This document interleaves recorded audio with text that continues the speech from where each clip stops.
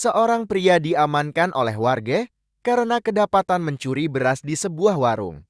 Kejadian tersebut terjadi di warung Bukwisanto di Banjar Tegal saat Desa Kapal, Mengui Badung pada Senin sore 26 Agustus 2024.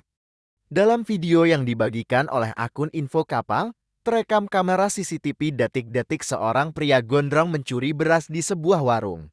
Pria dengan memakai baju kos berwarna merah itu terlihat datang dengan berjalan kaki ke sebuah warung. Pria itu terlihat pura-pura menelpon di depan warung, sambil memantau situasi warung yang saat itu banyak dikunjungi oleh pembeli.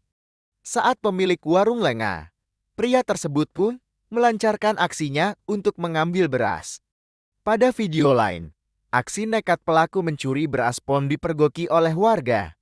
Pelaku akhirnya berhasil ditangkap oleh warga sekitar dan diamankan. Terlihat sejumlah warga pun menggiring pelaku dan menyerahkan kepada pihak yang berwajib.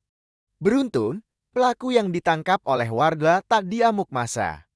Unggahan tersebut pun mendapat beragam komentar warganet di media sosial.